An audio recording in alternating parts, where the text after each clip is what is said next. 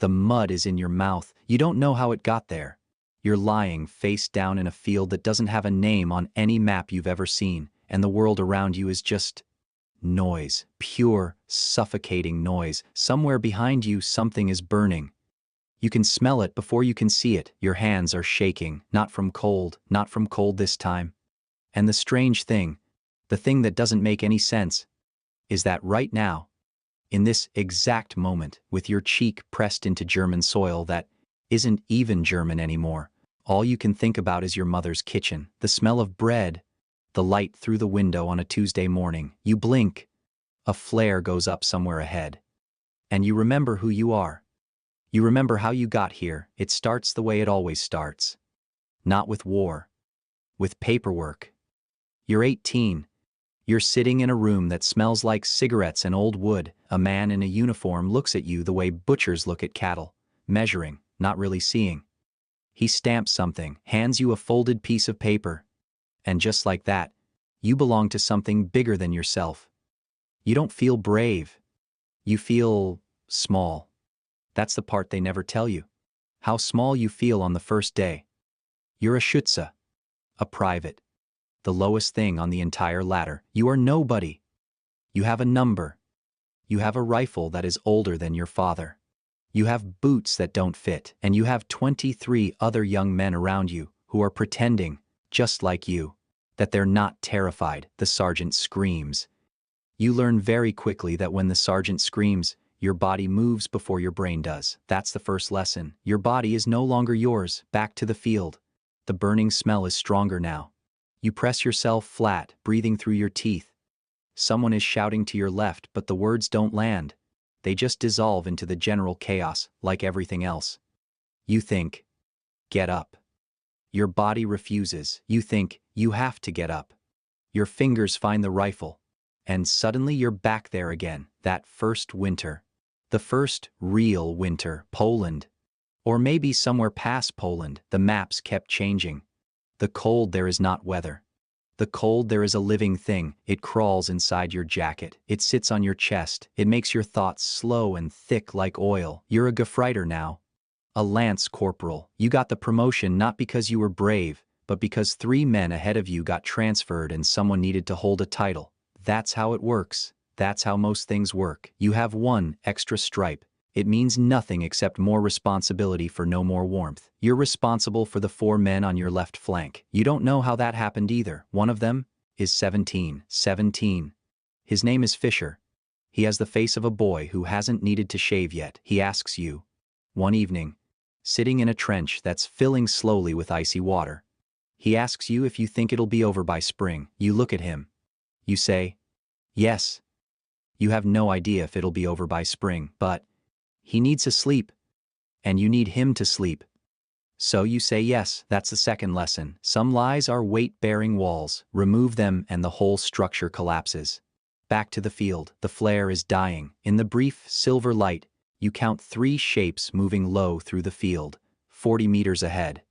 Maybe more behind them. Your hand tightens on the rifle, and there is a sound in your ears. Not outside your ears. Inside them. A kind of ringing pressure that means your body has gone into a state that has no good name in any language. Pure animal, no rank, no philosophy, no country. Just survive this exact second, then the next one. Then the one after that. You remember the first time you were genuinely in command of something, Unteroffizier. Corporal, non-commissioned officer. It came after a battle near a river, whose name you've since tried to forget. You handled something, calmly. Everyone around you was panicking and you were calm. Not because you weren't afraid, you were, profoundly.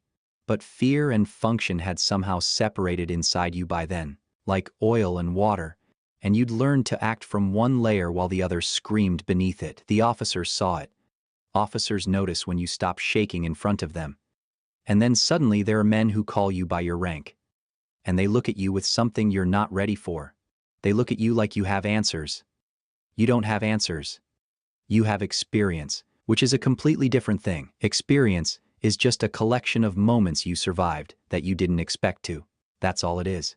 Responsibility is a strange weight, heavier than the rifle, heavier than the pack, because the rifle you can put down. for a moment, for a minute. The responsibility never comes off. You're eating something cold from a tin and Fisher, still alive, still 17 then 18 then almost 19, comes to you with a problem. One of the men won't get up. Not injured, not sick. Just won't. He's sitting against the wall of a bombed-out farmhouse, and he is staring at something only he can see. You know that stare. You've felt it behind your own eyes. You sit next to him. You don't talk. You eat your cold food and you let him feel that someone is there.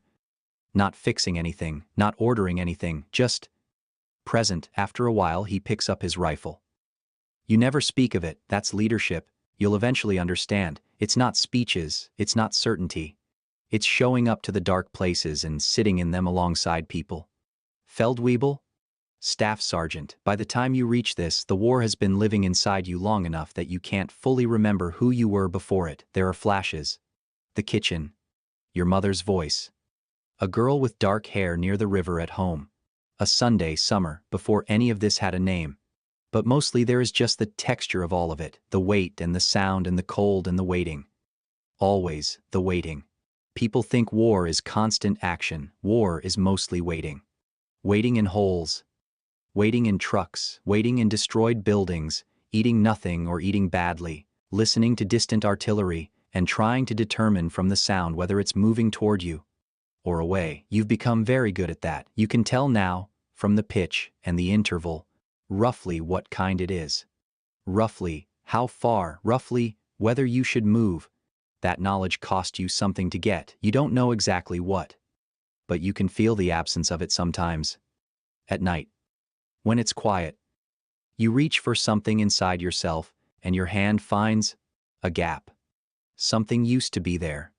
Something soft. Back to the field now. The shapes have stopped moving. The silence after movement is its own kind of sound. You're waiting for the next flare, because in the dark between flares anything can happen, and usually does. Your knee is in ice-cold mud. Your jaw is clenched so tight your teeth hurt.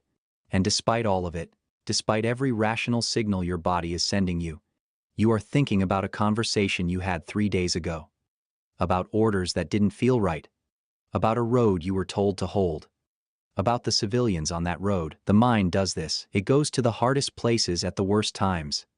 Like it's trying to process something before it buries it. You let the thought come.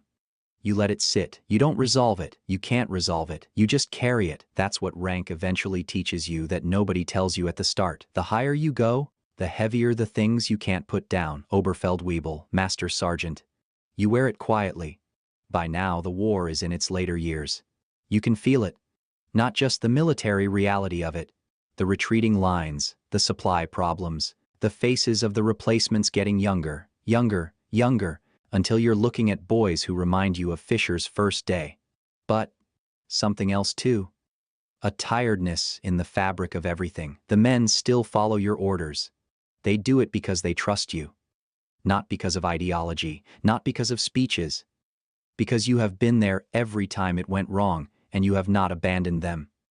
That's the currency, not medals, not rank insignia. Being there. Still being there. A flare goes up. White light, you see it clearly now. The shapes in the field, 40 meters, maybe 45. And then, nothing happens. They stop. You stop.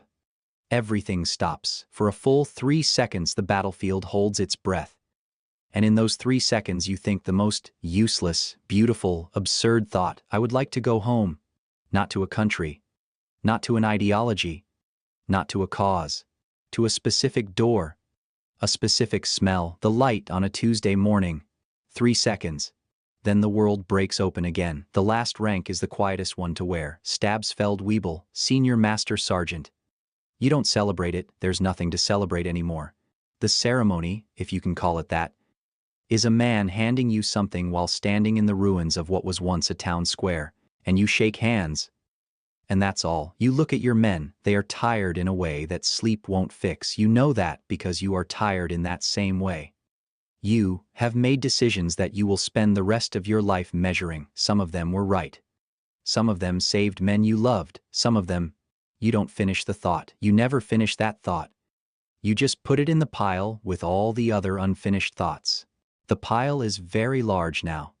Very heavy. When you think about who you were at the beginning, that boy in the room that smelled like cigarettes and old wood, holding a folded piece of paper, feeling small. You barely recognize him, not because war made you hard. That's not quite right. War didn't make you hard. It made you accurate. Precise about what matters. You know exactly what you will and won't do for the people next to you. You know your limits and your edges.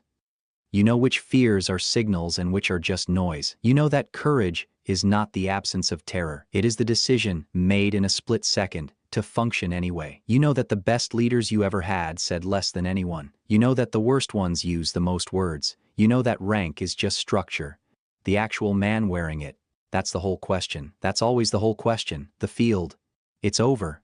The shapes in the field turned out to be the remains of something that had burned, not men. Just shapes in the dark that looked like men. You stand up slowly. Your knee is screaming. Fisher is somewhere to your right, still alive. Somehow. Still alive. You don't say anything to each other. You don't need to. You just start walking, and here's the thing about the whole of it. The stripes, the ranks, the promotions and the demotions and the years and the mud and the cold and the responsibility and the grief and the waiting. The waiting. Here's the thing, none of it was ever about rank. Rank was just the scaffolding. What was actually happening, underneath all of it, was that a person was being made, slowly, badly, under terrible conditions. With no instruction manual and no time to think and no real choice about most of it, a person. And whatever that person became, whether you're proud of him or not, whether you can look at him clearly or whether you have to look away. He is the one who walked out of that field. He is the one who carried all of it. He is the one who sits with it now. In the quiet, long after the noise has stopped, long after the maps have been redrawn, long after the names of the places have changed, still carrying it, somewhere. A door. A specific smell. Light through a window.